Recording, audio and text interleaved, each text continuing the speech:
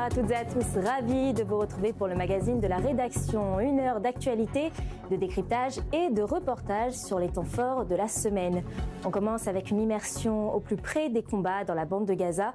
Sur le terrain, les terroristes adaptent sans cesse leurs méthodes, parfois au-delà de ce que peuvent détecter les drones ou les satellites.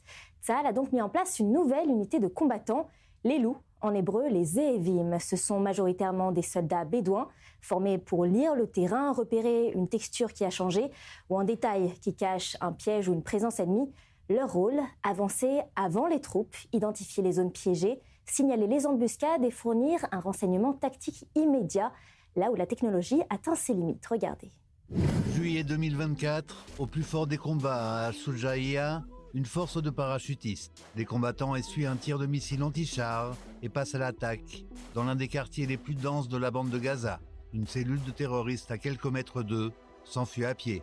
בנקודה הזאת אני פעם ראשונה שומע שני מחבלים. אנחנו 4 לוחמים לבד. אין איתנו לא מ"פ, לא קצין, לא כלום. אנחנו נסוגים אחורה, מכניסים רחפן, רואים פה את הסימני דם. זה חלק מההסתכלות רגע על שדה לחימה. Les images que nous rapportons ici sont incroyables. 4 combattants poursuivent les terroristes entre les cours des maisons, les cordes à linge, tirent, lancent des grenades et tentent en même temps de comprendre vers où ils se sont enfuis. אנחנו יוצאים להסתערות חוזרת, אחרי שאנחנו מחשפים את הגדר ויורים עוד כמה טילים ומכניסים עוד פעם את הרחפן. אנחנו מזהים שאחד המחבלים נפגע, והמחבל השני שיחק אותה ישן או פצוע, והנה הוא שוב מבצע אש. אנחנו לא לוקחים סיכון, גם מחבל פצוע קשה יכול עוד להרוג. אנחנו מגיעים, מנטרלים אותם. À cette petite force qui est maintenant déterminée à charger en avant, pour éliminer les terroristes, s'est joint Zeev, un pisteur de combat qui progresse en tête de la force, prise sous le feu ennemi. Zeev cherche des signes indiquant des charges explosives, des puits, et l'endroit où les terroristes pourraient s'enfuir. La décision de l'un des premiers loups à Gaza, qui a reçu ses ordres en plein combat, a probablement sauvé de nombreuses vies, de nombreux combattants. זה אירוע שהתחיל באירוע גששותי, זאת אומרת, לתת בסוף מודיעין טקטי לאותו מ"פ בהקשר הזה. ולהגיד לו, פה עבר מחבל ב-80%, 90%, פה לא עבר בכלל, ביממה האחרונה, זה נותן לו אינדיקציה. בהתקלות הזו, מה היה קורה אם יחידת הזאבים לא הייתה חלק מהכוח? אני חושב שהמפקד עצמו היה קצת חסר אונים. מכיוון שהצד המגן, המחבלים, היתרון אצלם, הם מכירים את השטח, את השכונות, את החצרות. כשאנחנו מגיעים עם יכולת הזיהוי של הקרקע, אנחנו מוסיפים לעצמנו ערך יתרון מאוד גדול שנותן למפקד ודאות לקראת התקפה. Cette opération réussite est l'une des premières fois où l'armée a accepté d'intégrer ses pisteurs au combat. L'unité des loups, créée pendant la dernière guerre, a effectué son entraînement de formation à Gaza. הדרישה באה מהסמוק של האוגדה שלי, הוא הרים לי טלפון, הוא אומר לי, תשמע, הייתי ביחידה כזאת וכזאת, ושאלו אם יש לנו. הוא אומר לי, תוך כמה זמן אתה יכול להרים את זה? ותוך שבועיים הרמתי, כבר היה גרעין ראשון של 8 חבר'ה, ושאת האימון הקמה עשינו בח'אן יונס אפילו. קצין מאוגדה 98, שמכיר את ומכיר אותי, מחבר בינינו, והוא אומר, אתה בדואי? ככה הוא כותב לי בהודעה. אמרתי לו, כמובן, מתכוון, אתה גשש? אז אמר, מקימים עכשיו יחידה חדשה לאוגדה, לאתר מחבלים ומטענים, בוא. אחרי שאני זורע הרבה ככה זרעים בכל מיני נקודות, הדבר הזה פורח. ולאט לאט שהתחלנו להבין את החסך, את החוסר הבנה של השטח, אז אנחנו התחלנו להיכנס לריק הזה יותר ויותר.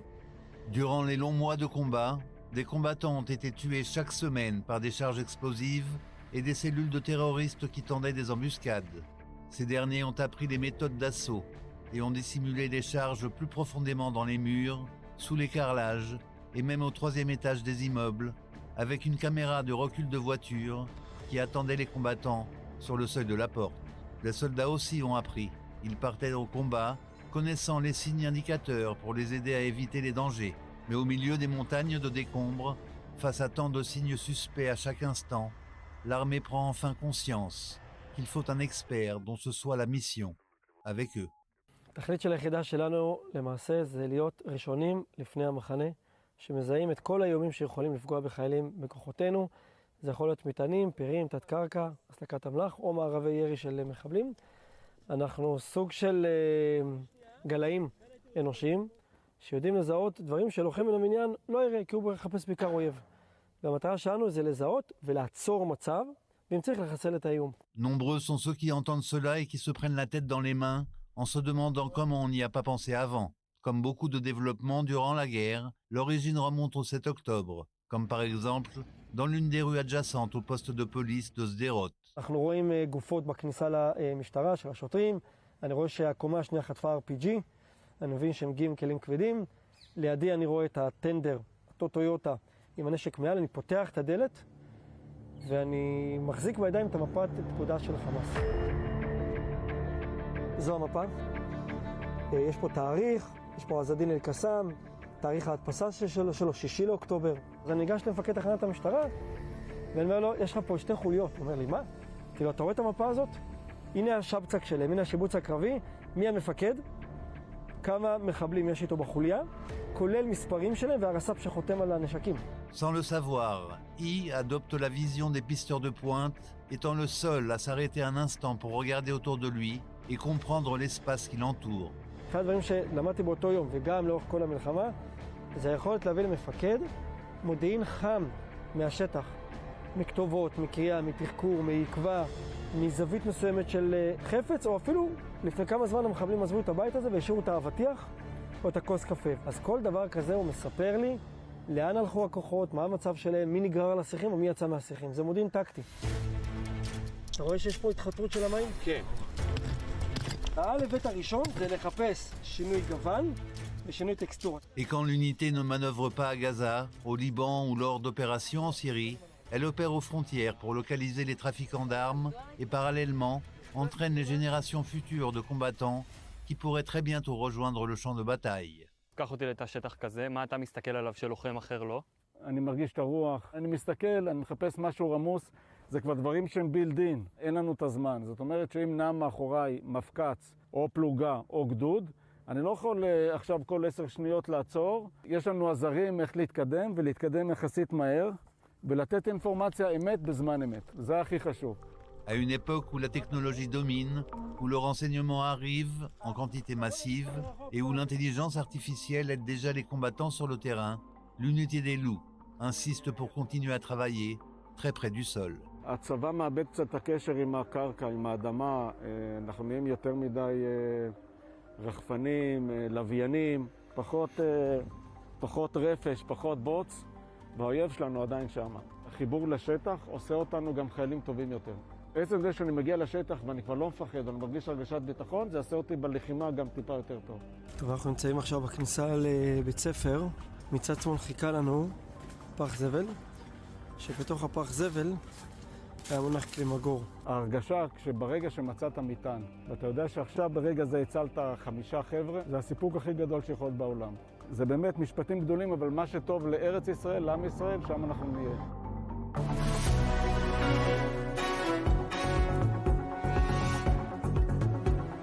À Jaffa, l'insécurité s'est installée dans le quotidien de nombreux habitants. Les tirs, les règlements de compte, les menaces armées, la violence structurent désormais la vie de certains quartiers. L'espace public n'est plus perçu comme un lieu sûr. Aujourd'hui, la majorité des meurtres ont lieu en pleine rue. Même les écoles ne sont plus des refuges sûrs. Les armes circulent si librement que même les écoliers en connaissent les tarifs et les modèles. Sur place, beaucoup dénoncent l'inefficacité des réponses publiques et une défiance profonde envers la police accusée de ne pas reprendre le contrôle du terrain. Un reportage de Maya Buenos et Eric Fenner.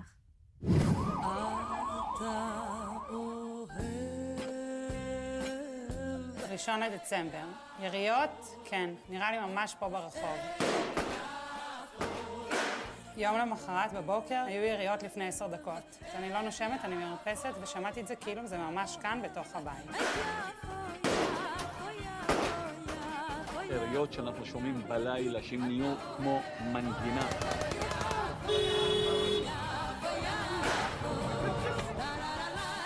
ה-9 לדצמבר היו יריות לפני 5 דקות במנדל. ככה זה הודעות כל כמה ימים. היריות הפכו להיות הפסקול של יפו. חד משמעית.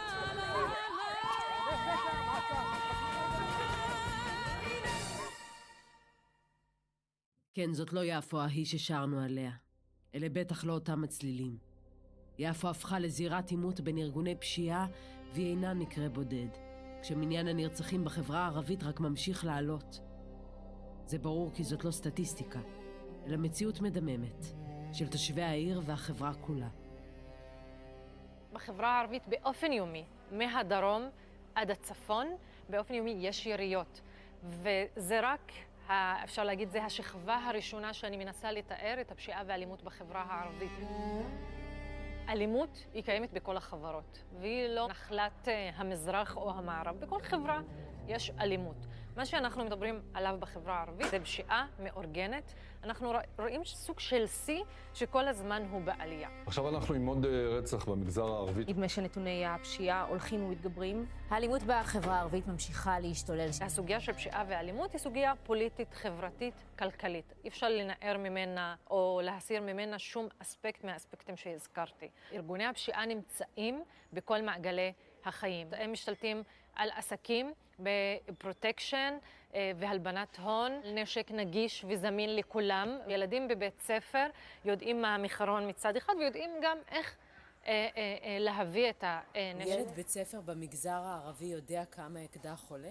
הוא יודע כמה אקדח עולה, הוא יודע מה הסוגים של הנשקים. הרבה ילדים יודעים מאיפה להשיג את הנשק הזה, או יכולים להשיג את הנשק הזה. יום אחד הייתי צריך לנסוע לאצטדיון רמת גן לשפוט משחק בליגה לאומית. אני שמעתי כמה יריות באוויר, ואחרי זה שקט. אני שומע צרחות של אימא אחת שצורחת. אני עכשיו שומע ממש רואה אותה בווידאו, איך יצאתי יחף לשכונה. עליתי ממש ברצה. אני מסתכל ואני רואה דם וצרחות ודמעות ובכי ואמבולנסים ואנשים שהתאספו וזירה של מלחמה, של פשיעה. ואז כשנכנסתי לאצטדיון רמת גן, אני זוכר את זה טוב מאוד, ראיתי לא דם על הרצפה, ראיתי דגלים אדומים, ראיתי שמחה, ראיתי אנשים שמהודדים, ואמרתי לעצמי, למה אני נמצא במקום הזה? למה העיר שלי? למה החברה שלי נמצאת במקום הזה? 76% מהרציחות בחברה הערבית קורות במרחב הציבורי. דמיינו כמה אנשים עדים, ילדים, נשים, מבוגרים, למציאות המדממת הזו, וגם הם בעיניי חלק ממעגל הנפגעים. אני הבאתי לעולם 4 ילדים. אחד מהם היה מוחמד אברהים. ב-2019, 27/5, זה תאריך שאי אפשר לשכוח אותו בעולם.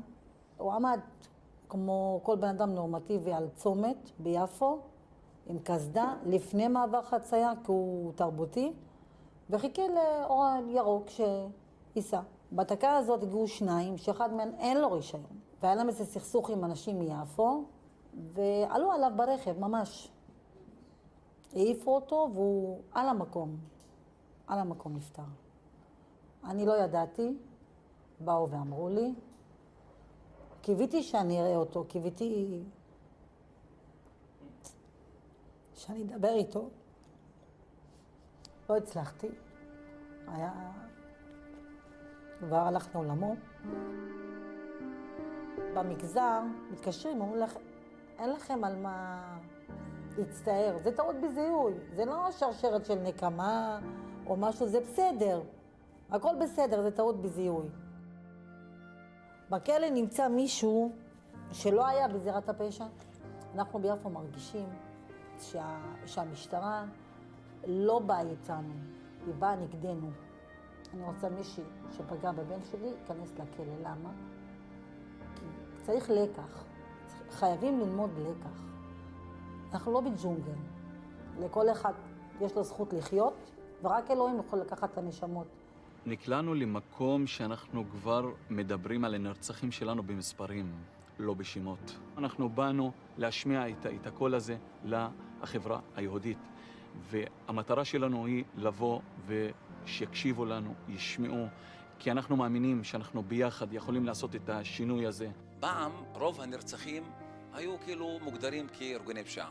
היום יש ילדים, יש צעירים, יש זקנים. פעם היה קו אדום, בנשים לא נוגעים. אז 10% מכלל הנרצחים הם גם נשים. פעם אמרו בתי ספר לא נוגעים, זה מקום קדוש. לצערי הרב, אתמול נרצח ילד בגיל 17.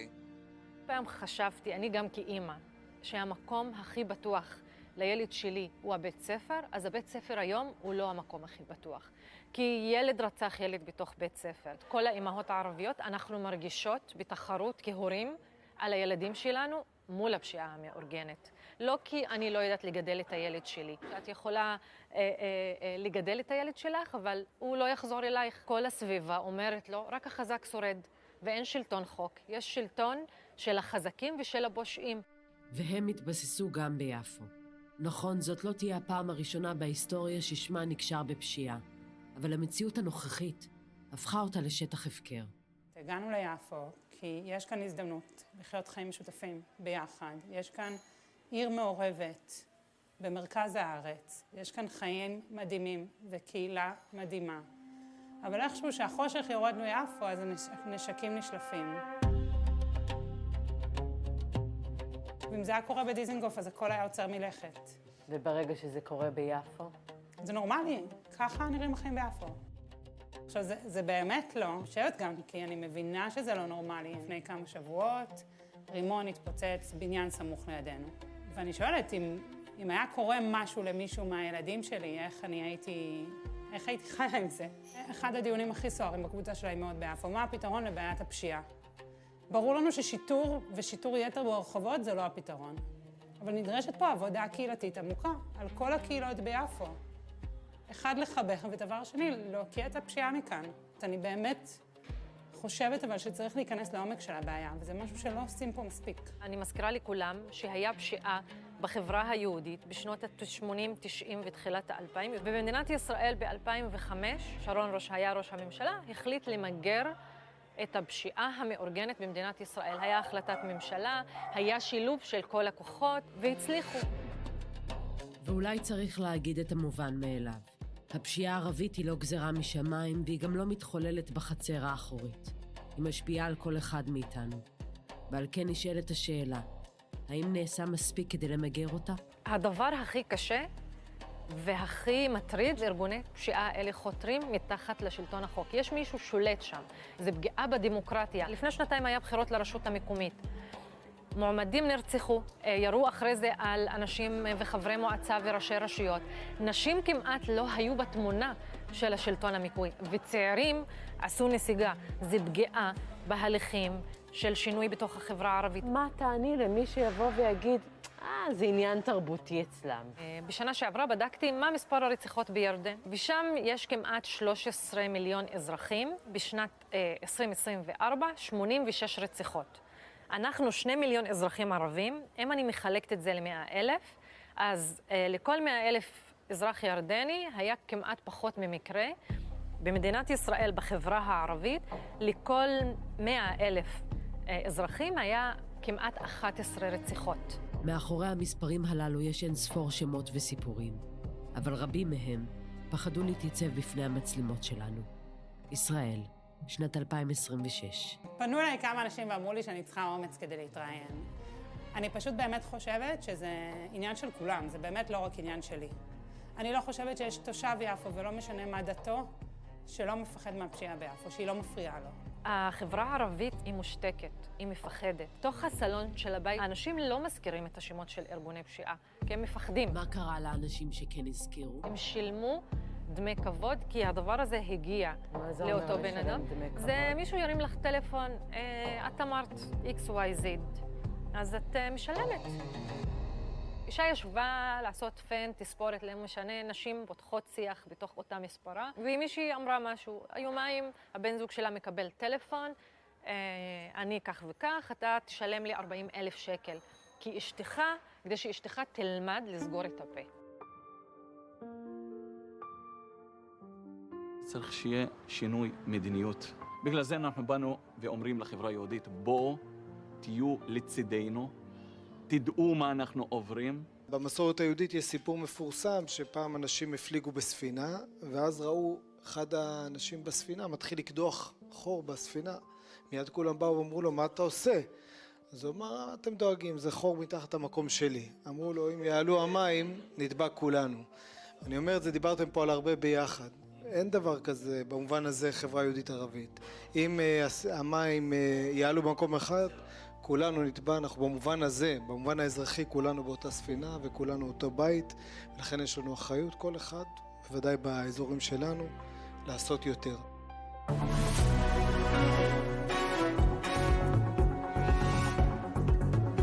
Le 7 octobre, le Magen David Adom a été projeté dans une situation d'urgence sans précédent. Des dizaines d'équipes mobilisées en quelques minutes et sur plusieurs fronts. Dans ce reportage, vous allez entendre deux voix, deux regards sur cette journée, celui d'une jeune femme juive et celui d'un jeune homme musulman. Ils appartiennent à la même organisation, ils portent le même uniforme et ils partagent le même engagement, sauver des vies sans distinction. Un reportage signé Jonathan Serrero. 7 octobre 2023, 6h29 du matin. Israël se réveille au son des sirènes d'alerte. Le Hamas tire plus de 5000 roquettes sur tout le pays. Quelques 6000 terroristes palestiniens s'infiltrent dans les localités israéliennes situées à proximité de la bande de Gaza. Ils pillent, violent, tuent, massacrent hommes, femmes et enfants. Rien ne sera plus comme avant. Le 7 octobre a été un moment difficile à vivre. C'est une catastrophe qui nous a tous touchés. Et nous étions tous concernés. À 6h30, j'ai reçu un appel de la Magen David Adom qui m'a demandé de me rendre le plus vite possible à Afoula, au centre de la Galilée, dans le nord d'Israël. Je n'ai pas hésité une seconde, bien sûr. Nous devions envoyer des équipes du nord vers le sud du pays, d'envoyer le plus d'ambulances possible. C'était compliqué à vivre. Alors le 7 octobre, comme presque tout le pays, je suis réveillée par une sirène vers à peu près 7h30 du matin à Jérusalem. Mon copain, qui est lui-même paramédic, était justement en garde. Donc tout de suite, je l'appelle, je lui demande qu'est-ce qui se passe et il m'explique qu'il se passe quelque chose de grand dans le pays. Il m'explique que les bénévoles qui étaient avec lui ont dû descendre parce qu'il s'agissait d'enfants de moins de 18 ans. Et donc, il me dit qu'ils sont tout seuls. Donc, ils sont venus me chercher en bas de la maison et j'ai été faire la garde avec eux pour aider à tout ce qu'on avait à faire ce jour-là. Elle, c'est Anaël. Elle est de confession juive. Elle habite Jérusalem. Elle est née à Paris. Elle vit en Israël avec ses parents depuis 10 ans. Lui, c'est Oudaï. Il est musulman et originaire d'un petit village du nord d'Israël. Depuis plus de 10 ans, il œuvre en tant qu'ambulancier instructeur au sein de la Magen David Adom. J'étais âgé de seulement 13 ans lorsque j'ai été réveillé une nuit par les cris de ma mère. Je suis rentré dans la chambre de mes parents et j'ai vu mon père allongé au sol. Il venait de faire une crise cardiaque. Les secours sont intervenus très vite. Ils ont réussi à le réanimer et ont réussi à le sauver. Une semaine après son attaque, il était déjà sorti de l'hôpital sans séquelles. Après cela, il était clair pour moi que je m'engagerais au sein de la Magen David Adom. Pour moi, ça a toujours été une vocation. Depuis que j'étais toute petite, à chaque fois qu'il y avait un cas quelconque, je voulais toujours aller aider. Quand je voyais une ambulance passer, je voulais toujours savoir qu'est-ce qui se passait et comment je pouvais aider sans même avoir le moindre savoir dans le domaine de la médecine. Donc ça a toujours été sûr que c'était ce que je voulais faire. Anaël et Oudaï partagent depuis plusieurs mois le même quotidien. Un quotidien rythmé par la guerre et les interventions aux 4 coins du pays. Cette journée du 7 octobre a vraiment été compliquée pour moi. Recevoir un appel d'un soldat blessé ou d'un civil enfermé chez lui avec un terroriste chez lui, c'était pour moi des moments très durs, aussi bien physiquement que mentalement. On se sent parfois démuni face à ces situations, mais on a essayé de se soutenir mutuellement. Je n'ai jamais fait de distinction entre un malade orthodoxe, juif ou musulman. Je traite tout le monde de la même façon. Nous, au Magen David Adom, on est tous les mêmes. Peu importe notre couleur de peau, peu importe notre religion, peu importe si quelqu'un est religieux ou pas religieux, on est tous là pour sauver des vies. Et tout comme un conducteur musulman qui viendrait avec moi sauver la vie d'un religieux orthodoxe à Mea Shearim, et ben moi j'irai avec lui sauver la vie d'un musulman dans un quartier arabe. On s'aime tous, on est tous comme des frères. La preuve avec ce cliché immortalisé par Anaël durant sa formation d'ambulancière. On y voit 3 de ses amis, un juif, un musulman et un chrétien.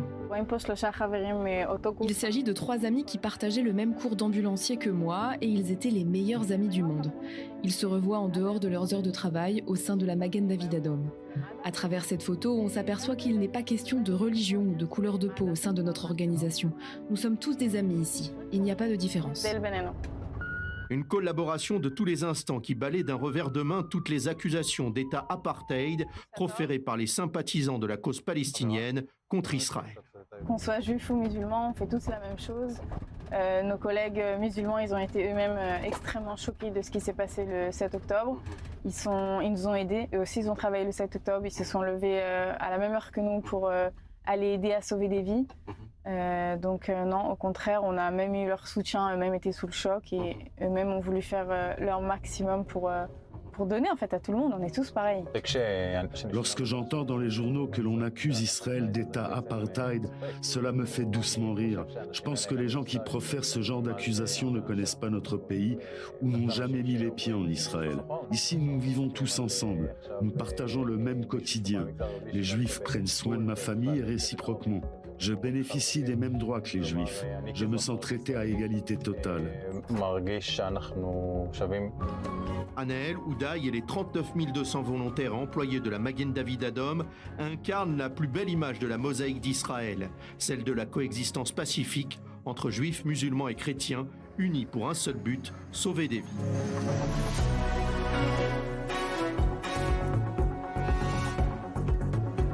On marque une courte page de pause, on se retrouve dans quelques minutes pour la seconde partie de votre émission. Restez avec nous.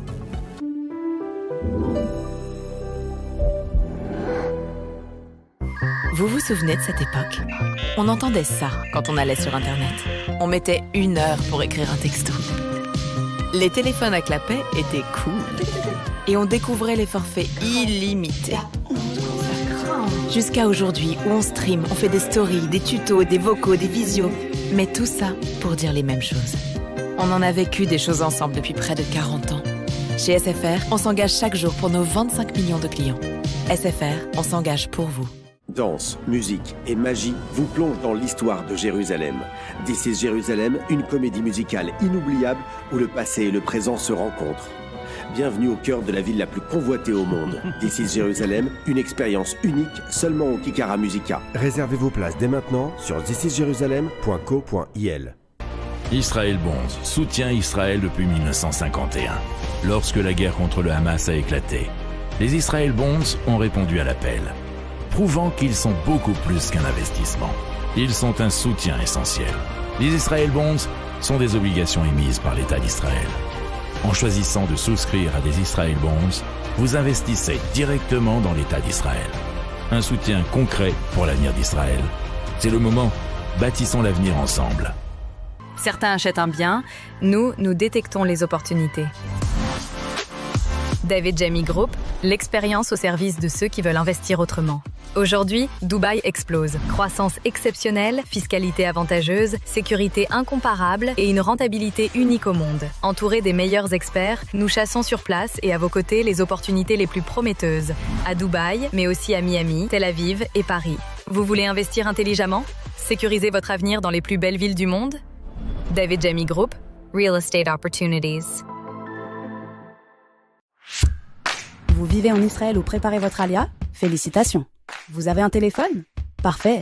Téléchargez gratuitement l'appli Olim et découvrez tout ce que nous avons à vous offrir. Prise de rendez-vous médicaux et administratifs, paiement de vos factures, vérification de dettes, traduction instantanée, recommandations de professionnels, suivi de demandes et bien d'autres choses encore. Et si vous n'y arrivez pas tout seul, notre équipe parle votre langue et vous aide dans toutes vos démarches en Israël, à partir de 99 shekels par mois en illimité et pour toute la famille. Alors n'hésitez plus! Téléchargez l'appli ou contactez-nous.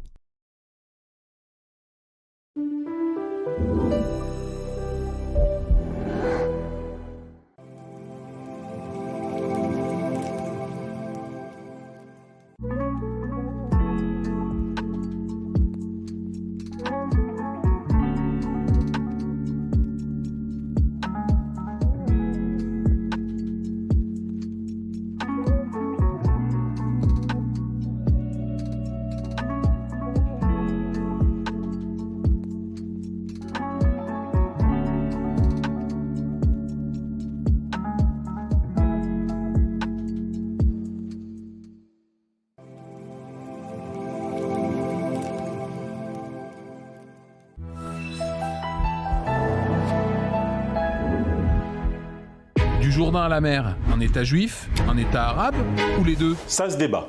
Génocide, apartheid, terrorisme d'État. Israël accusé de tous les maux, ça aussi, ça se débat. Les Juifs, bientôt chassés d'Europe? Sujet sensible, mais ça se débat. Ici, on ne bavarde pas, on s'affronte, on se confronte. Ça se débat, du lundi au jeudi, en direct sur i24 News. Et si vous n'êtes pas d'accord, venez en débattre.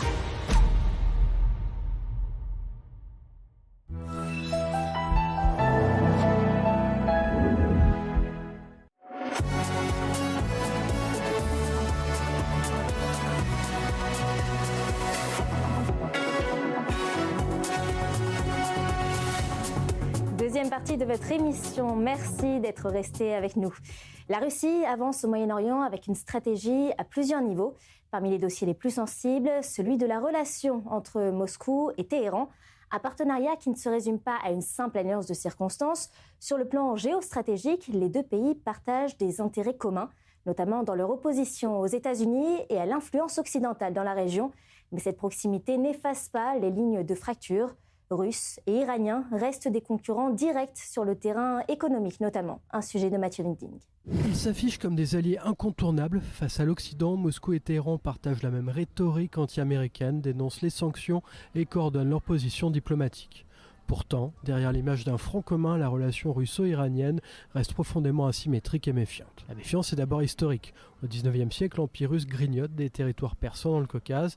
Pendant la Seconde Guerre mondiale, l'URSS occupe le nord de l'Iran et après 1979, la République islamique se méfie durablement de Moscou, perçue comme une puissance opportuniste plus qu'un allié fiable. Durant les années 90, la coopération existe, mais elle est sélective. Dans le nucléaire civil, la Russie joue un rôle central avec la centrale de Boucher, dont la construction débute en 1995 et dont le premier réacteur est connecté au réseau en 2011. Moscou fournit le combustible et récupère les déchets, gardant la main sur le programme nucléaire iranien. Sur le plan militaire, la Russie a livré à l'Iran des systèmes de défense antiaériens S-300 à partir de 2016, après la levée partielle des sanctions liées à l'accord sur le nucléaire. Depuis la guerre en Ukraine, la coopération s'est inversée. L'Iran fournit à la Russie des drones Shahed, utilisés massivement depuis l'automne 2022. Les deux pays coopèrent aussi sur le plan diplomatique pour contourner les sanctions occidentales, échanger des hydrocarbures, développer des circuits financiers alternatifs.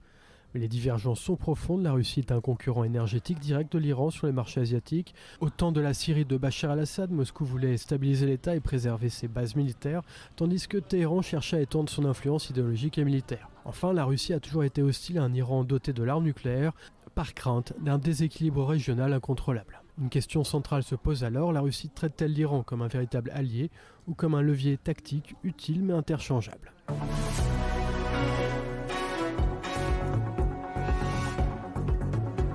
On s'intéresse à présent à un point commun entre Israël et l'Ukraine, deux pays très différents par leur géographie et leurs moyens, mais confrontés à la même réalité, vivre et se battre sous la menace permanente venue du ciel.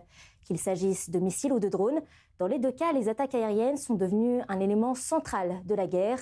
Et dans les deux pays, il a fallu s'adapter pour continuer à protéger les villes, les populations et maintenir un minimum de fonctionnement du pays. Regardez.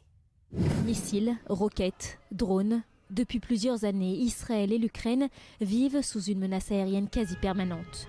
Deux pays, deux contextes, mais une même question. Comment résister sous les bombardements ? En Israël, la défense aérienne s'appuie sur un système multicouche. Dôme de fer, fronde de David, Arrow, auquel s'ajoute désormais le système Iron Beam, le seul système laser de défense anti-aérienne qui change fondamentalement les règles sur le champ de bataille.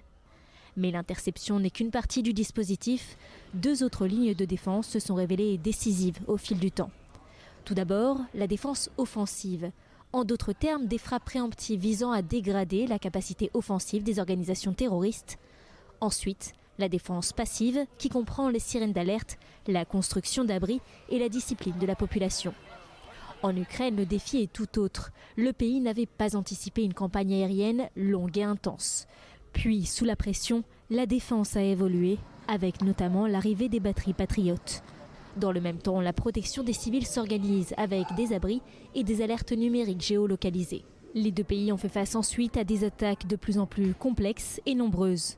Entre 2024 et 2025, l'utilisation par la Russie de drones est passée de 1900 à 5300 par mois. Israël, de son côté, a fait face à plus de 37 000 missiles depuis le début de la guerre, dont 10 000 au cours du seul mois d'octobre 2023.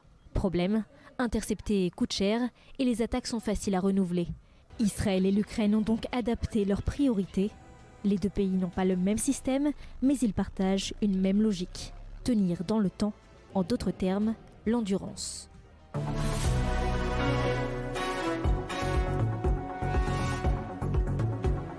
Je vous propose maintenant de suivre un parcours de vie marqué par la guerre, mais surtout par la résilience, celui de Oz Ocampo, secouriste bénévole au Magen David Adom, grièvement blessé lors des combats à Gaza. Une vocation de secouriste partagée dans sa famille, puisque son père est lui aussi membre du Magen David Adom. tout comme sa compagne. Depuis sa blessure, un autre combat s'est engagé, celui de la rééducation, de la reconstruction physique. Une histoire de courage au quotidien, de solidarité et de détermination à se relever. לא יצא לי לחוות קשר כזה בחיים שלי.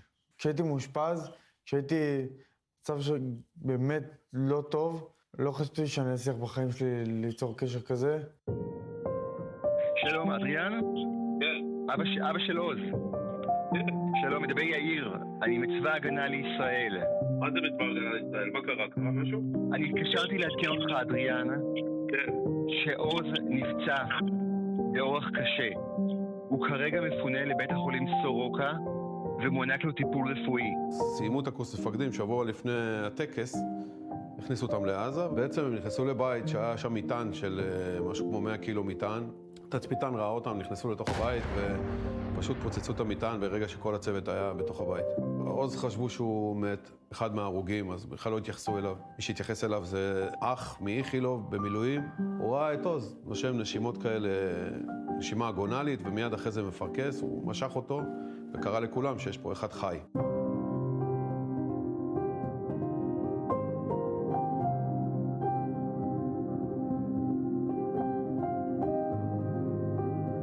בוקר טוב עוזי, בוקר טוב.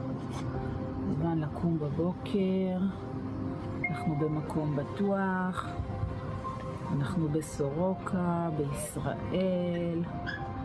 אמא פה, אבא פה, מחכים שתפקח את העיניים ותגיד לנו בוקר טוב. עוזי, עוז, תסתכל על אמא, בוקר טוב, בוקר טוב. חיים של אבא שלך. אבא שלך אוהב אותך, חיים שלי. תיזהר ממי, תיזהר, שלא תיפול, תיזהר, תיזהר. עוזי, תסתכל עליי ממי.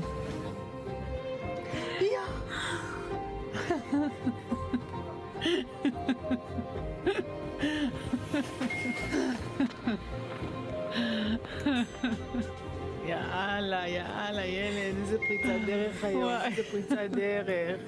עוזי, תסתכל על אבא. תגיד, אמא.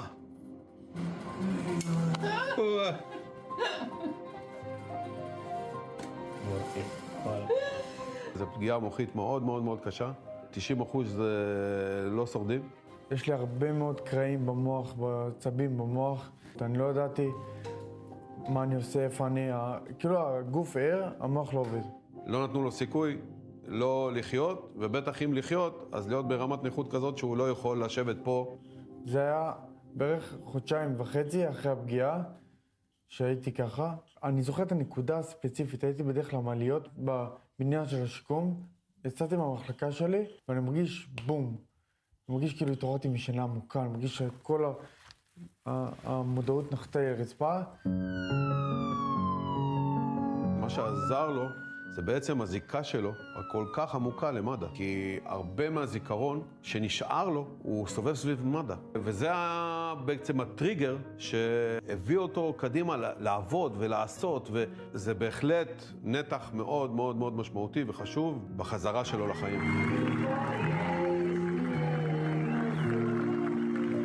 זה מדהים, אני תמיד אמרתי את זה למטפלים שלי, אני כל כך רוצה לחזור למד"א, גם בגלל העבר שלי במד"א, אבל לא רק.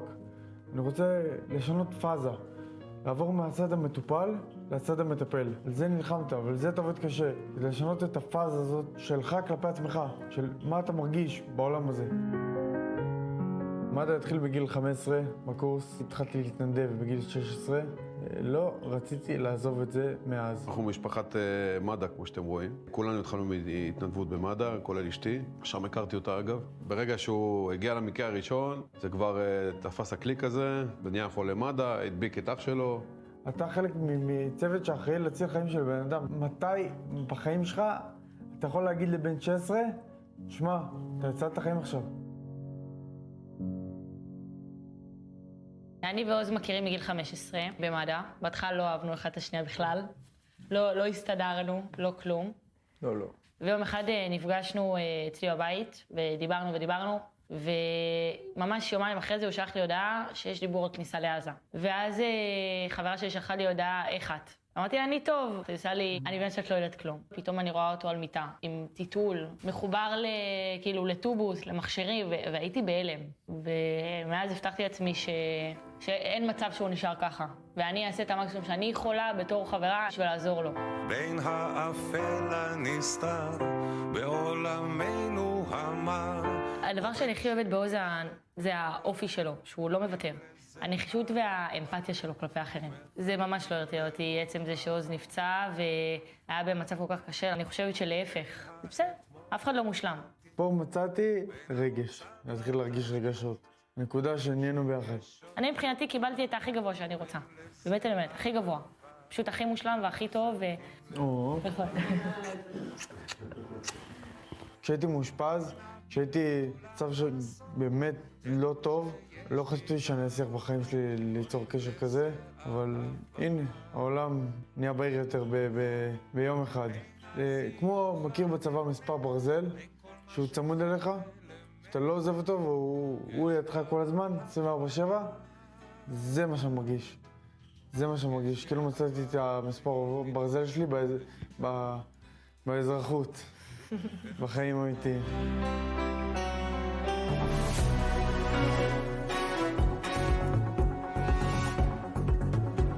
L'innovation médicale israélienne continue d'attirer l'attention, y compris sur des terrains où les marges de manœuvre sont habituellement très limitées. C'est le cas de la prise en charge de certains cancers à un stade avancé. NewPhase est une start-up israélienne qui a l'ambition de prolonger la vie des patients atteints de cancer de stade 4. La start-up a développé une technologie qui détruit les cellules cancéreuses sans effet secondaire. Immersion dans les coulisses de cette innovation et de ses promesses avec le reportage de Christopher Barolin.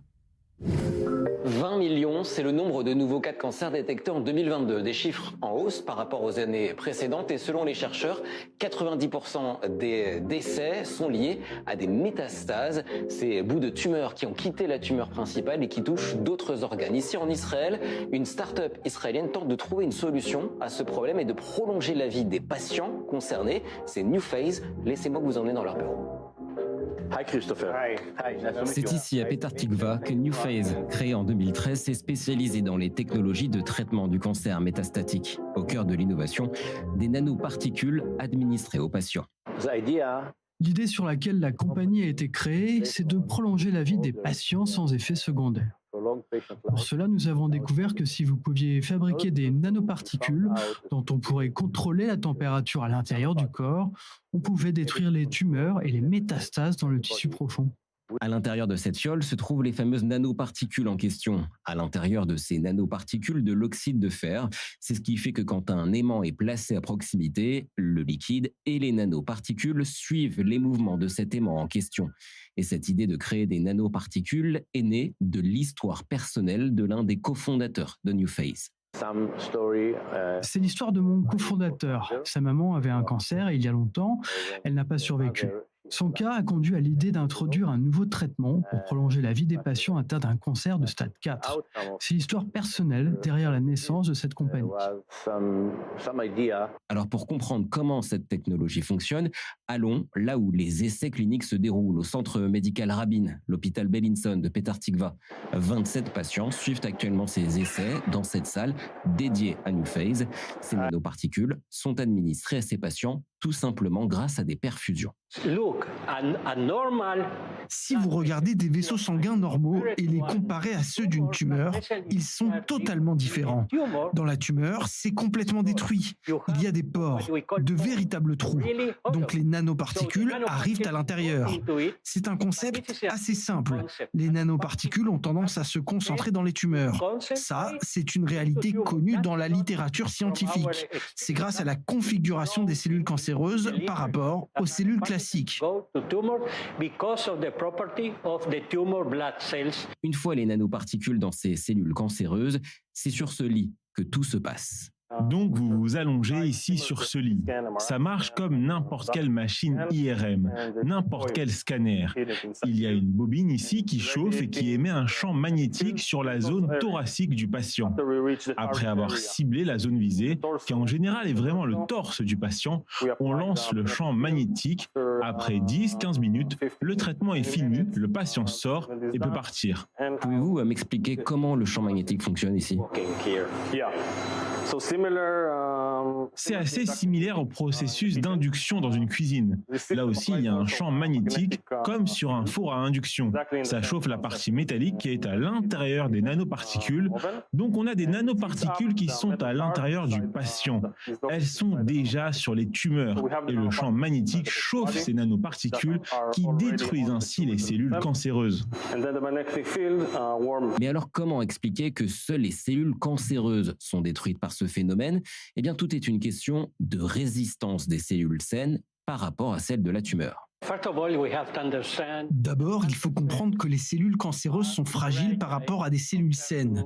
Pour détruire des cellules normales, il faut des températures plus importantes. 45 degrés est suffisant pour détruire les cellules cancéreuses, alors que la membrane d'une cellule saine résiste à des températures encore plus élevées.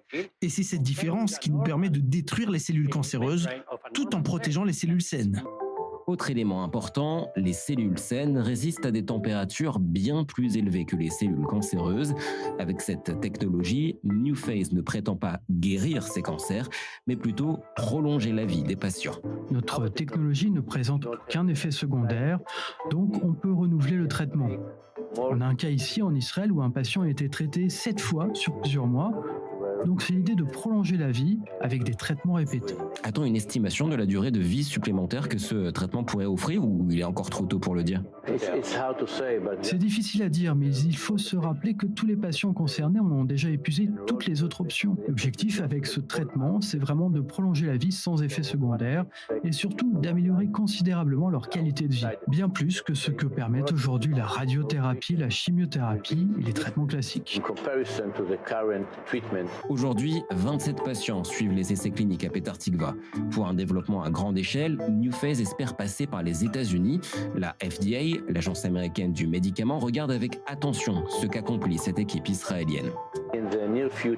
Dans un futur proche, vu que la FDA a reconnu nos résultats ici en Israël, aux États-Unis, nous allons devoir faire ces mêmes essais cliniques sur 9 patients. On a déjà eu une approbation. Des essais cliniques qui devraient commencer d'ici le mois prochain dans un hôpital très réputé. Ces essais cliniques devraient durer quelques mois aux États-Unis et NewPhase espère développer sa technologie à grande échelle dans les 2 à 3 prochaines années. Une technologie qui n'est pas une promesse de guérison pour les patients atteints de cancer, mais celle de pouvoir gagner un temps précieux, de vivre dans de meilleures conditions et ainsi offrir peut-être un nouvel horizon.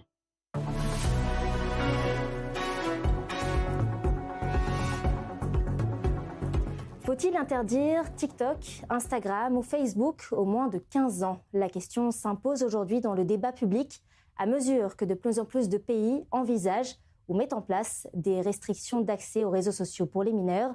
Les réseaux sociaux suscitent plusieurs inquiétudes, l'exposition précoce aux contenus violents ou sexualisés, le cyberharcèlement, la pression des images, l'impact sur la santé mentale des adolescents et surtout un univers numérique sans frontières. Un sujet signé Déborah Benayoun pour l'émission Regard Croisé.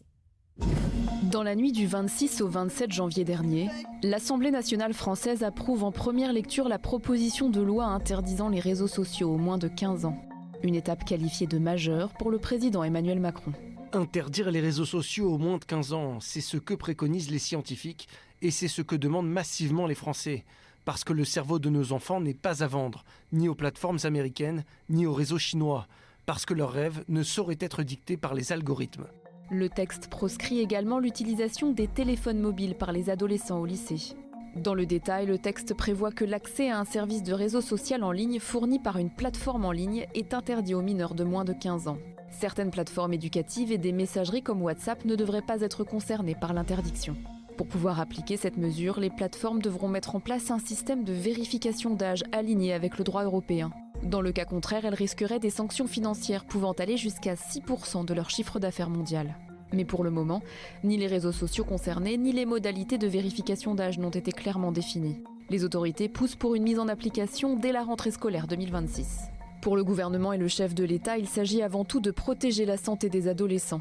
La mesure se base sur les constats effectués dans un rapport remis par une commission d'experts en mai 2024. Il se dégage un consensus très net sur les effets négatifs, directs et indirects, des écrans sur le sommeil, la sédentarité, le manque d'activité physique et les risques de surpoids voire d'obésité, avec en cascade les pathologies qui en découlent. Cette interdiction s'inspire d'un autre pays qui a fait adopter sa législation en fin d'année dernière. Le 10 décembre 2025, l'Australie oblige de nombreuses plateformes à prendre des mesures pour empêcher l'accès aux jeunes de moins de 16 ans. Les plateformes ont désormais la possibilité d'exercer un contrôle accru en exigeant une pièce d'identité ou en recourant à un logiciel d'estimation de l'âge facial. En cas de non-respect, l'amende peut atteindre 49,5 millions de dollars australiens, soit 28,6 millions d'euros. Un mois plus tard, le Premier ministre fait un premier bilan. Aujourd'hui, nous pouvons annoncer que cela fonctionne. 4,7 millions de comptes ont été supprimés, suspendus ou désactivés. Cela signifie que pendant ces vacances scolaires, les jeunes, au lieu de passer leur temps sur leurs appareils électroniques, ont fait du vélo, ont lu des livres, ont passé du temps avec leurs amis et leurs familles, ce qui fait une énorme différence pour eux. Cela a également permis aux parents d'avoir l'esprit tranquille. En Europe, outre la France, d'autres pays envisagent des mesures similaires, comme en Espagne, où un projet de loi est en cours d'examen. C'est aussi le cas en Italie. La Grèce et la Roumanie y réfléchissent également. Au Danemark, un projet de loi a été annoncé en octobre 2025. Il vise à interdire l'accès aux réseaux sociaux pour les moins de 15 ans, tout en laissant aux parents la possibilité d'autoriser leur usage à partir de 13 ans. La Norvège avait indiqué en 2024 vouloir imposer un âge minimum de 15 ans pour accéder aux réseaux sociaux, mais aucun calendrier n'a été précisé. En dehors de l'Europe, la Chine restreint l'accès des mineurs en 2021. Les moins de 14 ans ne peuvent passer plus de 40 minutes par jour sur Douyin, la version chinoise de TikTok. De plus, le temps de jeu en ligne des enfants et adolescents est limité. Ces restrictions sont rendues possibles par un contrôle strict de l'âge des utilisateurs. L'accès requiert un numéro de téléphone valide lié à un document d'identité. En cas de doute sur l'âge, une photo d'identité de l'usager peut être réclamée. Les États-Unis restent quant à eux divisés sur le sujet. Jusqu'à présent, les tentatives de limitation ont été attaquées devant les tribunaux fédéraux, en Floride ou encore dans l'Utah. Mais l'adoption d'une telle limitation permettra-t-elle véritablement de lutter contre le phénomène des addictions aux réseaux sociaux chez les jeunes ? Dans les faits, il reste plusieurs possibilités de contourner l'interdiction, et les jeunes ne se privent pas d'en faire usage, comme l'ont constaté les Australiens. D'abord, ils peuvent utiliser un VPN, un réseau privé virtuel qui permet de contourner les blocages de sites web en simulant une connexion depuis un autre pays où l'accès aux jeunes serait potentiellement autorisé. Autre option, l'utilisation de l'intelligence artificielle qui permet de générer des photos de personnes adultes. Enfin, d'autres profitent de la tolérance de leurs parents. En effet, certains acceptent de prêter leur compte à leurs enfants, ce qui leur octroie un accès sans difficulté. Du côté des parents, les réactions sont contrastées. Certains soutiennent l'interdiction, compte tenu de la dangerosité des plateformes pour les mineurs, mais d'autres estiment qu'il s'agit d'une atteinte à leur liberté individuelle. Une telle interdiction pourrait même s'avérer dangereuse. En effet, si l'interdiction perdure jusqu'à 15 ans, les adolescents seraient donc autorisés à accéder aux plateformes dès 16 ans. Conséquence, ils pourraient se retrouver désarmés. Certains proposent donc une forme d'éducation au numérique pour mieux les préparer. Reste à savoir si les plateformes se prêteront effectivement aux exigences des différents États.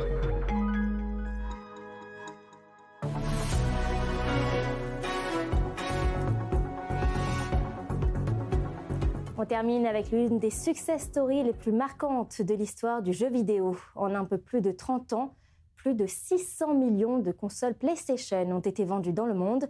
De la toute première console sortie dans les années 90 jusqu'à la PS5 aujourd'hui, Sony a imposé un modèle devenu central dans le paysage du gaming. Un succès qui dépasse le simple objet technologique, la PlayStation est devenue une référence culturelle, un marqueur pour toute une génération de joueurs. Un sujet d'Océane Nicole pour le magazine Innovation. Tout a commencé avec ça, une console de jeux vidéo avec un lecteur de CD-ROM. C'est Ken Kutaragi qui en a eu l'idée. Il est alors développeur chez Sony. Alors qu'il regardait sa fille jouer à la Nintendo, ce japonais réalise le potentiel du jeu vidéo. Mais à l'époque, Sony ne porte aucun intérêt particulier aux jeux vidéo. Après des mois de discussions, de recherches, de développement secret et de batailles juridiques, Sony se lance dans le jeu vidéo, une industrie qui est alors dominée par Nintendo et Sega. Sony sort sa console vidéo avec un module CD-ROM qui révolutionne les consoles de jeux. Car un disque PlayStation offre plus de 15 fois plus de mémoire qu'une cartouche Nintendo 64, une capacité qui permet aux développeurs d'ajouter d'immenses mondes en 3D, des cinématiques en images de synthèse, un son de qualité CD, des textures détaillées et des mécanismes de jeu complexes, autant de choses qui sont tout simplement impossibles avec les cartouches utilisées à l'époque par Nintendo. Le 3 décembre 1994, la PlayStation sort pour la première fois au Japon. L'Amérique du Nord découvrira cette console de jeu en septembre 1995. Quelques semaines plus tard, ça sera au tour de l'Europe et de l'Australie de découvrir la PlayStation. Et le succès est au rendez-vous. La PlayStation 1 se vend à plus de 102 millions d'exemplaires entre 1994 et 2006. Ses concurrentes, la Sega Saturn et la Nintendo 64, se vendent tout juste à 10 et un peu plus de 30 millions d'unités respectivement. 32 ans plus tard, la PlayStation s'est considérablement développée, mais elle reste le symbole et la référence dans le monde du jeu vidéo.